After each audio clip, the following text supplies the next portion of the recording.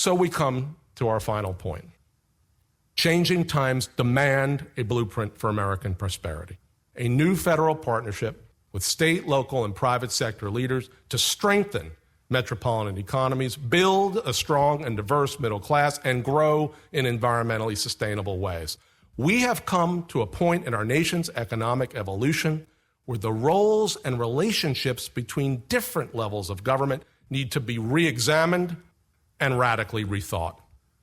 Now, the mid-20th century model of a federal government sitting on top of a pyramid, raining down resources to states and localities, did work well for the 30s and 50s, when the nation was still building out and connecting within.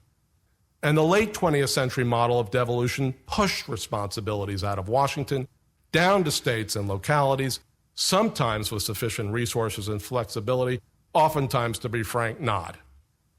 We now need a 21st century compact, a shared partnership which reflects the distinctive realities of our moment: fast-moving, super competitive, volatile, and metropolitan-led. Now, clearly, there are critical areas of domestic policy where the federal government must lead because of the need to have national uniformity or match the scale or geographic reach of certain problems. Yet there are other areas of domestic policy where metros should lead, where we should, in essence, flip the pyramid and put the federal government squarely in the service of state and local leaders whose quintessential knack for solving problems are driving this country forward. So what does this look like in practice? Over the course of the next year, as Jim laid out, our blueprint for American prosperity will identify concrete reforms for the next administration and Congress that can measurably advance key national priorities, boosting innovation and productivity, making work pay for low-wage workers, replicating the best examples of urban school reform, achieving higher and higher levels of educational attainment, integrating immigrants into the mainstream of American life, increasing the supply of workforce housing, improving transportation within and across metros, and making energy efficiency in our homes part of the solution to climate change. Now, we are working closely with our metropolitan partners to ensure that each of our recommendations builds from their innovations and is geared to unleashing the energy and talents of entrepreneurs and leaders across the country. But here are just some specific ideas that we are thinking about. First, what if the federal government leads where it must, engaging in those crucial areas that demand national vision, national scale, national capacity? We will recommend embracing a federal infrastructure vision for our times that is evidence-based, outcome-driven, and performance-measured, and uses infrastructure to advance broader national priorities rather than narrow parochial aims.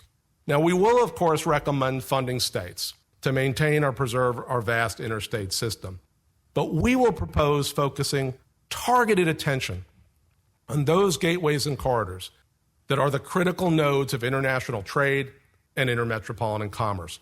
Ports like LA Long Beach, the 5th busiest in the world. Rail freight hubs like Chicago. Passenger rail corridors in the Northeast and the Southeast. Air freight hubs like Memphis and Louisville.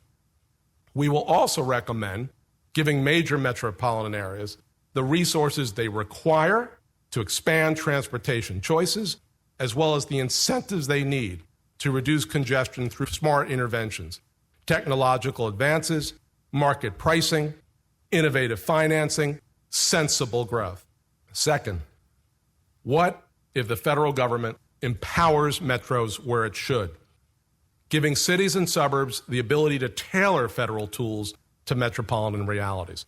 We will recommend that federal housing policy be revamped to enable cities and suburbs to produce economically integrated workforce housing in the right places, near employment hubs, near quality schools, near transit corridors, and give localities the incentives to reduce regulatory barriers that unnecessarily constrain market supply and inflate costs.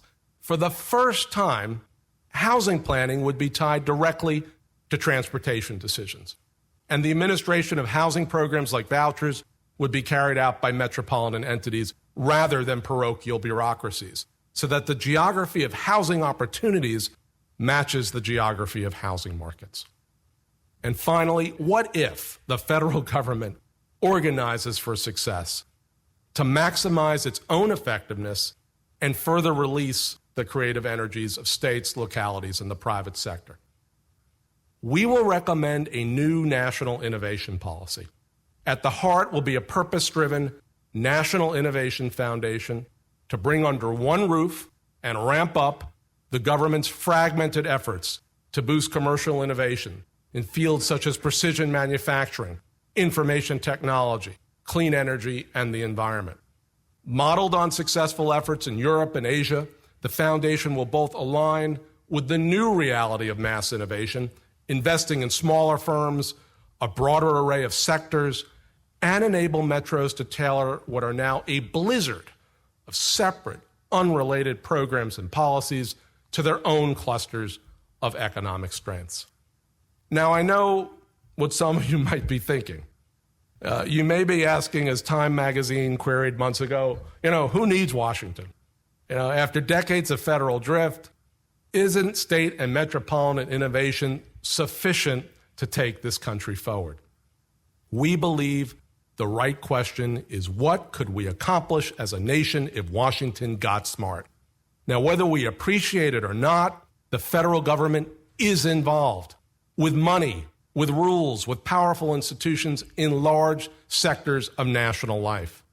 The challenge is how to make the federal involvement catalytic and current with the dynamic changes at play in our nation. And we believe change is possible because we see it every day in dozens of metropolitan areas across the country where bipartisan coalitions come together to solve pressing challenges. Our national leaders need to be equally pragmatic and results-oriented. So let me end where I began. A new global order has positioned metro areas, cities and suburbs together as the engines of our national prosperity and the vehicles for achieving social progress and environmental sustainability. These communities face historic challenges that test their prosperity and that of the nation, but they also have ample assets, dedicated leaders, and boundless potential. In the next year, we need to use this historic presidential election to galvanize a discussion of what is possible in our metro nation. We can spur innovation in our firms and workers and create vast new markets for high-value products and services, and by so doing, attain the good life for hundreds of millions of Americans. We can build an educated and highly skilled workforce that is racially and ethnically diverse, and by so doing both maintain our competitive edge and narrow the historic disparities that have marred our democracy. And we can accommodate the next 120 million Americans in quality communities, and by so doing, augment our energy independence, protect our environmental treasures, and enhance our quality of life. These things are possible, but they require a new national vision and a new Federalist Compact that recognizes once and for all that we are a strong and vibrant metro nation. I firmly believe that America can act with vision, with imagination, and with confidence. And I firmly believe that our nation can master the possibilities of the 21st century. We are a metro nation, and now it is time to start acting like one.